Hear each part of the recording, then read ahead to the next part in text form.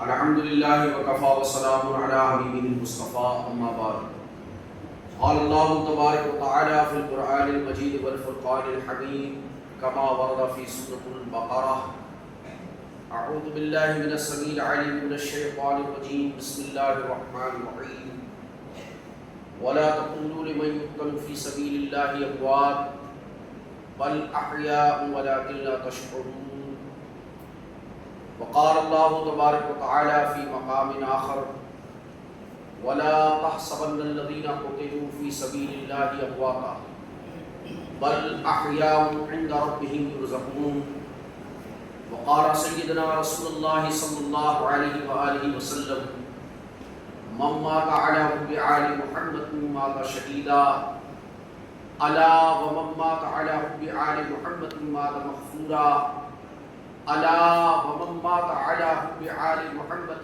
مات مستقبل الإيمان أو كما قال صلى الله عليه وآله وسلم آمنت بالله صدق الله البصير القدير وصدق رشيد النذير والحمد لله رب العالمين.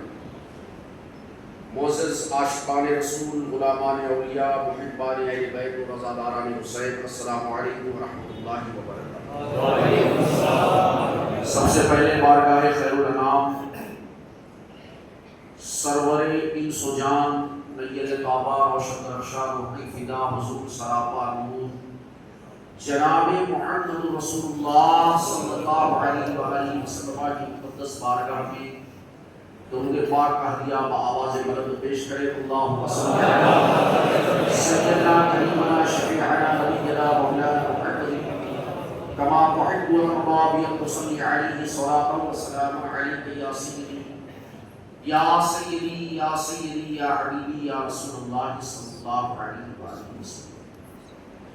اللہ رب العزت کا بے شمار فضل اور اس کا احسان ہے جس کی توفیق سے ہمارا اس عظیم الشان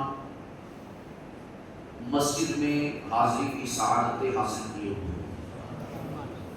جمعۃ المبارکہ کا یہ مبارک منظر اور یوم عاشوراء کے مبارک لمحات اللہ تبارک و تعالی ہم سب کی اس حاضری کو اپنی بارگاہ میں قبول و منظور فرمائے. حضرات گرامی، آج کا جو دن ہے وہ بڑا تاریخ ساز دن ہے اور آپ جانتے ہیں کہ اس کو جو نسبت ہے وہ اہل بیت اطہار سے، جس کے تعلق سے چند لائن میں پیش کرنے کی کوشش کروں گا. شاعر نے کہا ہے کہ حق پر وہی ہے جس میں شریعت کا رنگ ہے، حق پر وہی ہے جس میں شریعت کا رنگ ہے، باطل وہ ٹھہرا جس میں ضلالت کا رنگ ہے. حق پر وہی ہے جس میں شریعت کا رنگ ہے، باطل وہ ٹھہرا جس میں ضلالت کا رنگ ہے. اور دیکھو یزیدیوں میں خباثت کا رنگ ہے، دیکھو یزیدیوں میں خباثت کا رنگ ہے.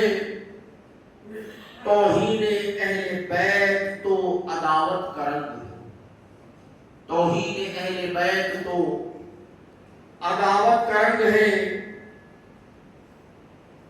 اور آل نبی ہے جن میں شرافت کا رنگ ہے، آل نبی ہے جن میں شرافت کا رنگ ہے.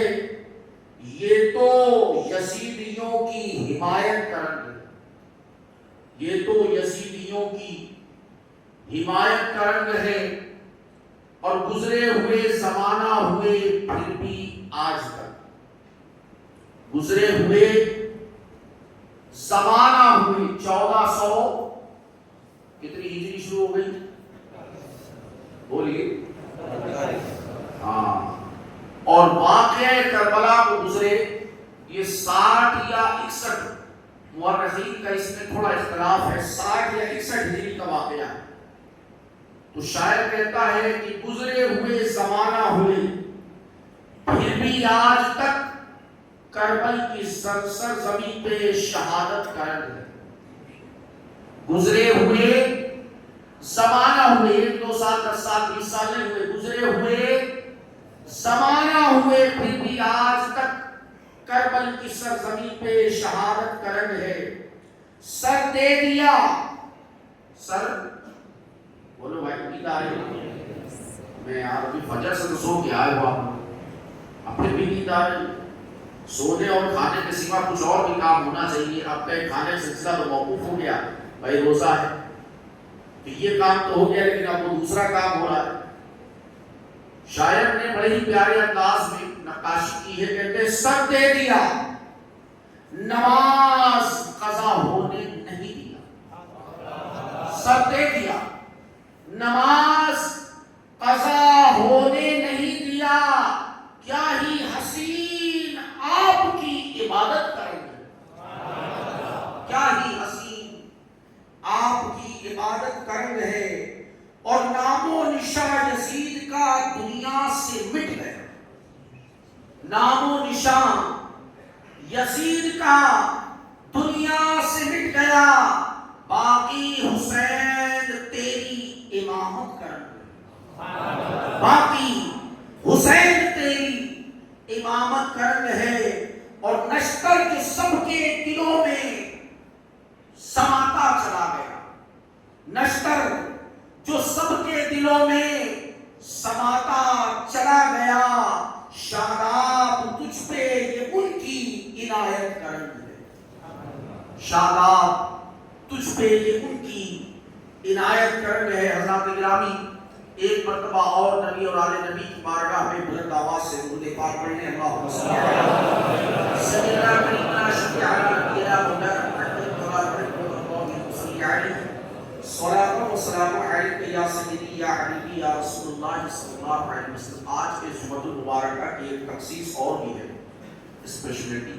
2 تو میں نے بیان کر دی, ایک تو جمعہ مبارک ہے, وہ تو تخصیص ہے, اور نسبت یوم عاشورہ 2, اور تیسری تخصیص وہ ہے جو آپ سب نے اپنے ماتھے کی نگاہوں سے مشاہدہ کیا ہے کہ آج لوگوں میں کچھ ایکٹیویٹی زیادہ ہے. بھائی 1 سال کا انشورنس بھی ہونا ہے, انشورنس کا زمانہ ہے. policybazaar.com سے بار بار کال بھی آتا ہے, بھائی انشورنس کرا لیجیے, انشورنس کرا لیجیے. اب یہ ضروری ہے کہ بھائی ایسا ہو جائے, لیکن یہ تال میل جو ہے نا دونوں کا بڑا عجیب ہے. یہاں بندہ مرنا نہیں چاہتا ہے, یہاں بندہ آپ تھوڑا سا سوچیں, زیادہ نہیں, لمبا چوڑا نہیں ہے, بندہ مرنا نہیں چاہتا ہے. اور ادھر معاملہ یہ ہے, ادھر مرے اور ادھر جنت. بھائی جنت میں جانے کے لیے بولیے مرنا شرط ہے, بنا مرے جا سکتا ہے کوئی نہیں جا سکتے. تو گویا پھر موت کیا ہے؟ موت ہے مومن کے لیے تحفہ. موت کیا ہے؟ مومن کے لیے تحفہ ہے. بھائی ہے 50,000 سال کا ایک دن بھی, لیکن یہ حضور کے غلاموں کے لیے نہیں, یہ ان کے لیے ہے جو منافق ہیں, یہ ان کے لیے ہے جو کافر ہیں. حضور کے غلاموں کے لیے تو بس وہی ہے جو حضور کے سچے غلام ہے کہ فجر کی سنت پڑھنے میں جتنا وقت لگتا ہے, بس اتنے وقت کا یہ سارا معاملہ قیامت کا سمٹ جائے گا. بس یہ کس کے لیے ہے؟ بولیے حضور کے غلاموں کے لیے. اور اس کو شارٹ میں ہم کر دیتے ہیں, کہتے ہیں کہ امام علی مقام کے غلاموں کے لیے, امام حسین کے جو غلام ہیں, سچے غلام, ان کے لیے بس فجر کی 2 رکعت پڑھنے میں یہ سارا قیامت کا منظر سمٹ جائے گا. دیکھیے شہادت بڑی عظیم نعمت ہے, اور اتنی عظیم نعمت ہے کہ اللہ تبارک و تعالیٰ نے اس نعمت کا ذکر قرآن مجید میں فرمایا. چنانچہ ارشاد ربانی ہوتا ہے, 12 نمبر 2 ہے, اور سورہ نمبر بھی 2 ہے. ادھر دیکھیے, آپ ادھر دیکھ رہے ہیں اور میں آپ کو دیکھ رہا ہوں. 12 نمبر کتنا ہے؟ 2. سورہ نمبر, آیت نمبر بھول گئے آپ نے جب بتایا, آیت نمبر نمبر ہے 154، 154 ارشاد ہوتا ہے وَلَا تَقُولُوا لِمَن يُقْتَلُ فِي سَبِيلِ اللَّهِ أَمْوَاتٌ، جنہوں نے اپنی جانوں کو اللہ کی راہ میں قربان کر دیا، بل احیاء، وہ مردہ نہیں بلکہ وہ زندہ ہیں۔ وہ کیا ہیں؟ بولو بھائی تھوڑا سا روزے کی حالت میں کہتے ہمیشہ کہتے تھے شیر آگے آگے ایک دن تو آئی گیا، ہمیشہ روزے کی بات کرتے تھے حضرت آج واقعی روزہ ہے۔ اللہ آپ کو ہمیشہ کے لیے روزدار بنا، اور یہ روزہ میرے اور آپ سب کے لیے کفایت کر جائے، کافی ہو جائے، یہ سب ہمارے اور آپ کی آخرت کے لیے وسیلہ بن جائے۔ تو اللہ فرماتا وَلَا تَقُولُوا، اور جو اللہ کی راہ میں قتل کیے گئے، جنہوں نے اپنی جانوں کو اللہ کی راہ میں قربان کر دیا، لِمَن يُقْتَلُ فِي سَبِيلِ اللَّهِ، صرف اللہ کے لیے، اموات، تو تم انہیں مردہ نہ کہنا، بل احیاء، بلکہ وہ زندہ ہیں، وَلَٰكِن لَا تَشْعُرُونَ، لیکن تمہیں اس کا شعور نہیں ہے کہ تم ان کی زندگی کو سمجھ سکتے۔ کون کہہ رہا ہے؟ بولو بھائی، پروردگار فرما رہا ہے۔ اچھا ٹھیک ہے، چلیے یہ بات تو کہنے کی تھی، آپ کہیں گے ٹھیک ہے، نہیں کہیں گے، آپ یہی بولیں گے ٹھیک ہے بھائی اللہ نے منع کر دیا مت کہو، اب ہم اللہ کی بات مانتے نہیں کہیں گے، لیکن کچھ ایسے بھی ہیں جو کہیں گے نہیں لیکن سوچیں گے۔ بھائی یہ ذہن ہے نا، مائنڈ، ایک کوشچن انٹرٹین ہونے میں ٹائم نہیں لگتا، ایک خیال آ گیا مائنڈ کے اندر، اللہ اس سے بھی باخبر ہے، بولیے ہے، اللہ اس سے بھی باخبر ہے۔ آگے فرمایا چوتھے پارے کے اندر سورہ آل عمران میں سورہ نمبر 3 میں فرمایا وَلَا تَحْسَبَنَّ الَّذِينَ قُتِلُوا فِي سَبِيلِ اللَّهِ أَمْوَاتٌ، اب یہاں فرمایا کہ جنہوں نے اپنی جانوں کو اللہ کی راہ میں قربان کیا ہے انہیں مردہ گمان بھی مت کرنا۔ پہلے کیا کہا؟ مردہ کہنا مت، پہلے کہا کہنا مت، اور اب کیا کہا کہ مردہ گمان بھی مت کرنا۔ کیوں؟ فرمایا انہوں نے اپنی جانوں کو اللہ کی راہ میں قربان کر دیا ہے، قُتِلُوا فِي سَبِيلِ اللَّهِ أَمْوَاتًا بَلْ أَحْيَاءٌ، بلکہ وہ زندہ ہے۔ اب زندہ ہے تو زندہ انسان کے لیے، جیوت ویکتی کے لیے کھانے پینے کا انتظام، خورد و نوش کا انتظام کیسے زندہ ہے؟ تو قرآن نے اس کی بھی تشریح فرما دی، فرمایا بل احیاء، بلکہ وہ زندہ ہے، وَهُمْ عِنْدَ رَبِّهِمْ يُرْزَقُونَ، انہیں ان کے رب کے پاس سے رزق دیا جاتا ہے۔ کون کہہ رہا ہے؟ قرآن کہہ رہا ہے کہ وہ زندہ ہیں۔ اب ذہن میں سوال آئے کہ بھائی زندہ ہے تو زندہ انسان کو غذا کہاں سے مل رہی ہے؟ اس کو پوشن کہاں سے مل رہا ہے؟ پروٹین کہاں سے مل رہا ہے؟ تو پروٹین اللہ کی ذات سے مل رہا ہے، اللہ کی بارگاہ سے مل رہا ہے، اور جب اللہ دینا چاہے تو بولو کوئی روک سکتا ہے؟ کسی میں طاقت؟ ادھر ادھر والے دائیں بائیں والے کوئی روک سکتا ہے؟ بھلا نہیں روک سکتا، کیونکہ دینے والی ذات اللہ کی ہے۔ اللہ اپنے ان خاص بندوں کے بارے میں فرماتا ہے کہ وہ زندہ ہے، وہ زندہ ہے۔ کام کیا کیا ہے انہوں نے کام یہ کیا ہے کہ اپنی جانوں کو اپنے رب کی راہ میں قربان کر دیا۔ حضرات گرامی، آج کی جو تاریخ ساز، جو دن ہے اور جو تاریخ ہے، وہ کسی تعارف کی محتاج نہیں ہے۔ 10 محرم الحرام، اس کی فضیلت اگر آپ دیکھیں تو شیخ محقق عبدالحق محدث دہلوی رحمۃ اللہ تعالی علیہ اپنی کتاب ما سبق بالسنہ میں لکھتے ہیں کہ یہ وہ عظیم تاریخ ہے کہ جب حضرت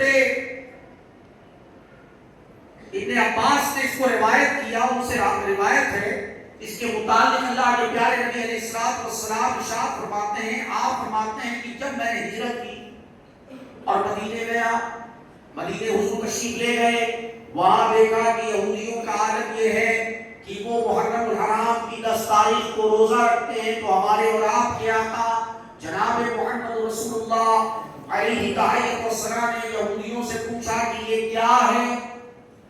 انہوں نے عرض کیا یہ ایک اچھا دن ہے، یہ ایک اچھا دن ہے۔ کہا وہ کیسے؟ کہا وہ ایسے کہ اسی دن اللہ تبارک و تعالیٰ نے اپنے پیغمبر حضرت موسیٰ علیہ السلام کو نصرت و کامرانی عطا کی ہے۔ اسی دن بنی اسرائیل کے لیے تخصیص کی گئی، اسپیشلٹی کی گئی، یہ ایک اچھا دن ہے، اس لیے ہم اس دن کو سیلیبریٹ کرتے ہیں۔ کیا کرتے ہیں؟ مناتے ہیں۔ عاشورے کے دن کو منانا یہ پہلے یہودیوں کا شعار تھا۔ جب ہمارے اور آپ کے آقا نے جب یہ سنا تو فرمایا کہ تم سے زیادہ حضرت موسیٰ علیہ السلام کے ہم ماننے والے ہیں۔ چنانچہ آپ علیہ السلام نے اس دن خود بھی روزہ رکھا اور اس دن اپنی امت کے لوگوں کو روزہ رکھنے کا حکم دیا کہ اس دن روزہ رکھا۔ اب ایک روایت تو حضرت ابن عباس سے ہو گئی، آگے چلتے ہیں۔ حضرت ام المومنین، مومنوں کی ماں عائشہ صدیقہ رضی اللہ تبارک و تعالی عنہا فرماتی ہے کہ فرضیت رمضان سے قبل عاشورہ کے دن روزہ رکھنا فرض تھا۔ جب فرضیت رمضان یعنی 2 ہجری میں جب روزے فرض ہو گئے تو اس کے بعد آقا علیہ السلام نے ارشاد فرمایا اب تم میں جو چاہے وہ عاشورہ کا روزہ رکھے اور جو چاہے آدھا جملہ آپ نے پورا کر دیا، جو چاہے وہ نہ رکھے۔ تو یہ اتنا کمپلسری نہیں ہے جتنا آپ سمجھ رہے ہیں کہ بھائی کام دھندا سب چھوڑ دیا۔ حالانکہ کسب حلال کیا ہے؟ کسب حلال رزق کمانا، شریعت میں اس کی حیثیت کیا ہے؟ بولیے، کرنے کو تو پتہ نہیں، کمانے کے لیے تو رات دن لگے رہتے ہیں، مگر حیثیت کیا ہے وہ تو پتہ ہی نہیں۔ کسب حلال کی حیثیت شریعت میں فرض ہے، اہل و عیال کے لیے، بال بچوں کے لیے، ان کی کفالت کے لیے، ان کی ذمہ داری کے لیے بقدر ضرورت۔ کتنا بقدر ضرورت، جتنی ضرورت ہے، ضرورت کے اعتبار سے مال کمانا اس کو اللہ نے فرض قرار دے دیا۔ یہ سنت نہیں ہے، نفل نہیں ہے، مستحب نہیں ہے، بلکہ سب سے عظیم درجے پر اس کو لا کے رکھ دیا اللہ نے، اس کو فرائض میں سے شامل کر دیا ہے۔ فرمایا یہ فرض ہے، یہ فرض ہے بقدر ضرورت۔ اب کسی کو ضرورت نہیں ہے، اس نے 1 گھنٹہ 1 مہینے کا یا 6 مہینے کا کما کے رکھ لیا تو اس کے لیے کوئی پرابلم نہیں ہے، اگر وہ چھٹی بھی کر لیتا ہے تو کوئی مذائقہ نہیں ہے، بھائی اتنا رکھا سوئس بینک میں جمع ہے۔ یہاں کے بینکوں پہ بھروسہ نہیں رہا، وہ کہتے ہیں بھائی 5 لاکھ تک تو آپ کو مل جائے گا واپس، اس کے بعد کی کوئی گارنٹی نہیں بھائی، ہمیں بھی خبر رہتی ہے، ایسی بات نہیں، ہم بھی اسی دنیا میں رہتے ہیں۔ تو بہرحال کسب حلال کو فرض قرار دے دیا گیا ہے، اور عاشورہ کے دن روزہ رکھنا یا نہ رکھنا اس کی ہمیں رخصت دے دی گئی۔ ہم رکھیں یا کہ بولو بھائی نہ رکھیں۔ آپ آواز نہ نکال کے بتا رہے ہیں کہ بھائی رکھیں، ہم رکھیں اسی لیے آواز ہی نہیں آ رہی۔ تو بہرحال یہ ایک عظیم دن ہے، اور شہید کا مقام اللہ تبارک و تعالیٰ کی بارگاہ میں بڑا بلند و بالا ہے۔ سب سے پہلی بات تو یہ ہے کہ شہید کا خاصہ یہ ہے، اس کی تخصیص اور اس کی اسپیشلٹی یہ ہے کہ بوقت شہادت شہید کے خون کا پہلا قطرہ زمین پر گرنے سے قبل ہی اس کو اپنے پروردگار کا دیدار نصیب ہو جائے۔ پہلا قطرہ بوقت شہادت، کہ ضرب لگ گئی تلوار کی، نیزے کی، برچھے کی، تو زخمی ہو گئے، خون کا پہلا قطرہ بھی زمین پر نہیں آتا کہ اسے اللہ پاک کا دیدار نصیب ہو جاتا ہے. ایک بات. دوسری بات یہ, انہیں نیند بھی آ رہی ہے, دیکھیے جمعہ مقدسہ کے دن تھوڑا سا آنکھیں کھولیے. دوسری بات کیا فرمائی؟ ایک تو فرمایا دیدار الہی نصیب ہوتا ہے, اور دوسری بات فرمائی کہ کتنے بھی زخم لگ جائیں شہید کے جسم پر, کتنے بھی جسم لگ جائیں, لیکن شہید کے جسم پر زخم لگنے کے باوجود بھی اسے کوئی تکلیف محسوس نہیں. بات سمجھ میں آئی آپ کہ آپ نے سبحان اللہ جلدی کہہ, جلدی بازی کرتے ہیں آپ, تھوڑا سمجھیں غور کریں. جلدی کا کام کس کا ہے؟ میں یہ ریپیٹ اس لیے کرتا رہتا ہوں تاکہ ہمیں یاد رہے. معلوم سب کو ہے, وہ پیچھے کی لائن میں بھی اگر میں پوچھوں تو ان کو بھی معلوم ہے جلدی کا کام کس کا ہے. بھائی بوقت شہادت ایک تو دیدار الہی نصیب ہو رہا ہے, اور دوسرا یہ کہ تلوار کی, نیزے کی, برچھے کی جتنی بھی ضربیں لگ جائیں کوئی احساس نہیں ہوتا. کسی کے ذہن میں سوال آیا, ہاؤ از دیٹ پاسبل, یہ ممکن کیسے؟ بھائی ہماری تو چھوٹی سی انگلی دروازے میں چلی جائے تو کیا ہوتا ہے؟ ہوتا ہے نہیں. یہاں تلوار لگ گئی, برچھا لگ گیا, نیزہ لگ گیا, کوئی احساس نہیں. کہا کیوں؟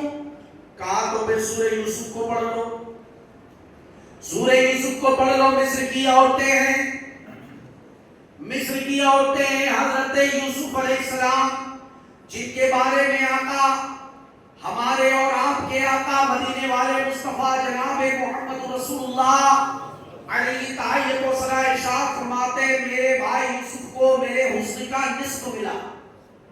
کتنا ملا؟ نصف سمجھتے ہیں؟ آدھا, آدھا ملا. آدھے کا عالم کیا ہے؟ مصر کی عورتیں ہیں, حضرت زلیخا کو تانا دے رہی ہیں. انہوں نے کہا کہ ابھی تم نے یوسف کو دیکھا نہیں ہے, دیکھ لو گی تو زبان نہیں کھلے گی. کہا چلو پھر دکھا ہی لو. ہاں کنکن کو واسی کیا, پڑھے لکھے کو فارسی کیا, چلو دکھا ہی دو. کہا بلا لیجیے.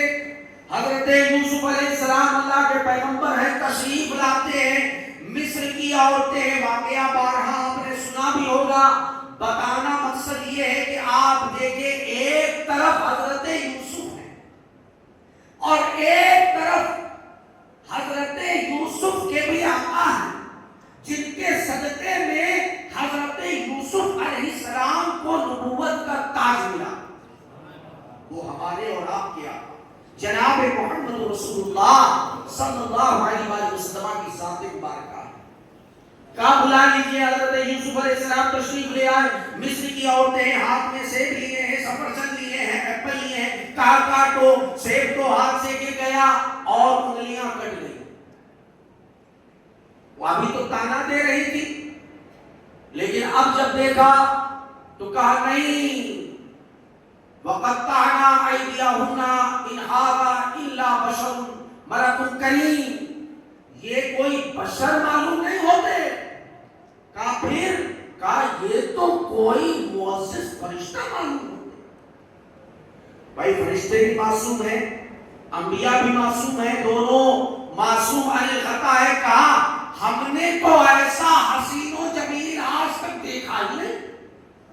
اب دیکھو ہماری اور آپ کی اماں حضرت ام المومنین کیا فرماتی ہیں, یہ تو مصر کی عورتیں ہیں جنہوں نے حضرت یوسف کو دیکھا. کہیں وہ میرے سرتاج صاحب معراج جناب محمد رسول اللہ صلی اللہ علیہ وآلہ وسلم کو دیکھ لیتی تو انگلیوں کے بجائے اپنے دلوں کو کاٹ دیتی. اپنے دلوں کو کاٹ دیتی, انہیں پتا ہی نہ چلتا. یہ تو 70,000 پردوں میں تشریف لائے, ایک پردہ ایک بار ہٹ گیا, ایک پردہ. سب کو معلوم ہے معاملات کیا ہوئے. آپ اندازہ لگائیں, اگر سامنے یوسف ہے, حضرت یوسف علیہ السلام ہے, انگلی کٹ گئی پتہ نہ چلا, تو جب شہادت کا معاملہ ہو, بوقت شہادت شہید کے جسم پر ضربیں لگی ہو,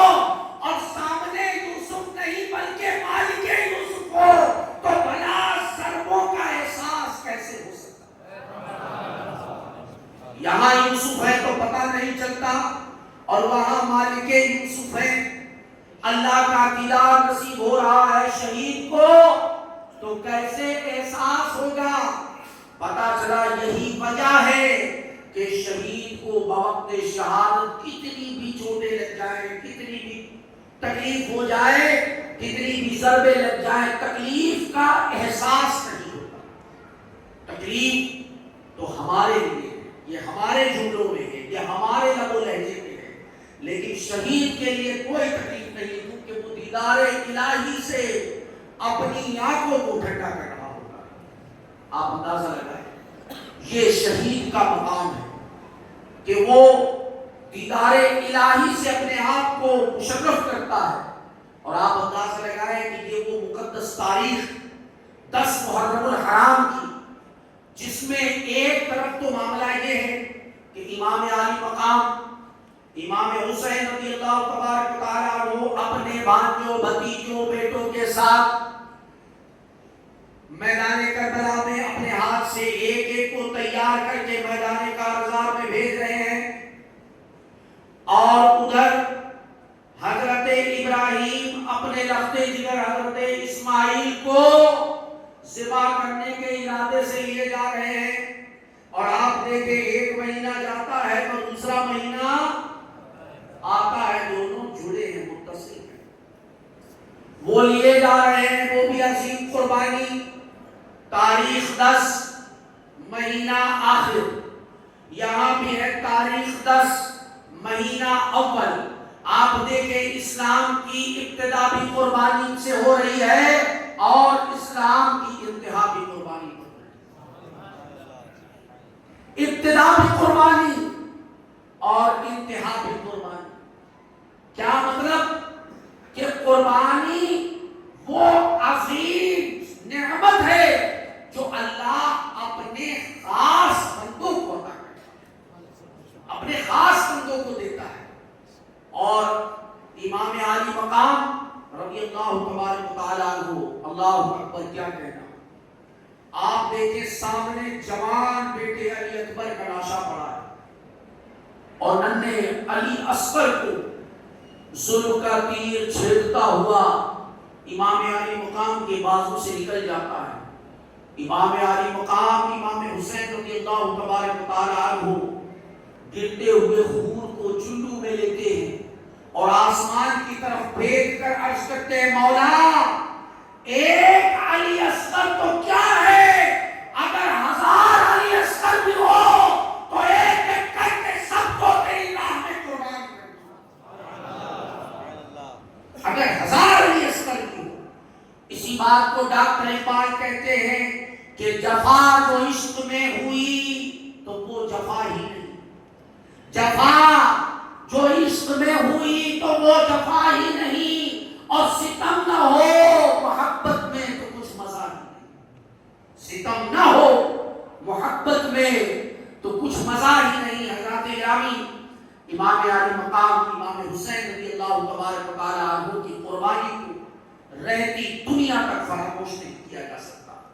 آج یہ انہی کی قربانی کا ثمرہ ہے کہ ہم اور آپ یہاں بیٹھے ہیں، ہماری مسجدیں آباد ہیں، ہمارے مدرسے آباد ہیں، ہمارے دلوں میں ایمان راسخ ہے۔ یہ سب اہل بیت اطہار کی قربانی کا ثمرہ ہے۔ اسی لیے اللہ کے پیارے نبی جناب محمد رسول اللہ صلی اللہ علیہ وآلہ وسلم ارشاد فرماتے ہیں، من ماتا حب آل محمد ماتا شہیدہ، جو آل محمد کی محبت میں مرے گا وہ شہادت کا درجہ پائے گا۔ جو اہل بیت کی محبت میں دنیا سے رخصت ہوگا وہ شہادت کا درجہ پائے گا، وہ شہید ہو کر دنیا سے جائے گا۔ اور بات اسی پر ختم نہیں ہوئی، اسی پر اکتفا نہیں ہے، فرمایا انا ومن ماتا حب آل محمد ماتا مغفورا، اور وہ اس حال میں دنیا سے جائے گا کہ اس کی مغفرت ہو جائے۔ اور اسی پر بھی اکتفا نہیں، آگے فرمایا انا ومن ماتا حب آل محمد ماتا مستقبل الایمان، اور وہ دنیا سے اس حال میں اٹھے گا کہ اس کا ایمان کامل ہو۔ کیا ہے؟ طریقہ کیا بتایا کہ آل محمد سے صلی اللہ علیہ وسلم حضور کی اہل بیت سے محبت کرو، محبت کرو، دل میں ان کی محبت کو، ان کے پیار کی جاگزی کرو، اور جو انہوں نے عظیم قربانی پیش کی ہے اس قربانی کو اپنے دل میں بسا لو، اور جو مشن کو لے کے چلے ہیں اس مشن کو آگے بڑھاؤ، اور اس مشن کو دنیا میں غالب اور نافذ کرنے میں پوری جدوجہد کرو۔ یہی مشن ہے کہ حقانیت کا سر بلند ہوگا، اور حقانیت کا پرچم کسی کے سامنے جھکنے والا بولیے نہیں ہے، حق ہمیشہ سر بلند ہوگا۔ یہی پیغام ہمیں امام عالی مقام نے دیا ہے۔ اللہ تبارک و تعالی ہم سب کو امام عالی مقام امام حسین رضی اللہ تبارک و تعالی عنہ کے نقش قدم پر ہم سب کو چلنے کی توفیق عطا فرمائے۔ وآخر دعوانا الحمدللہ رب العالمین۔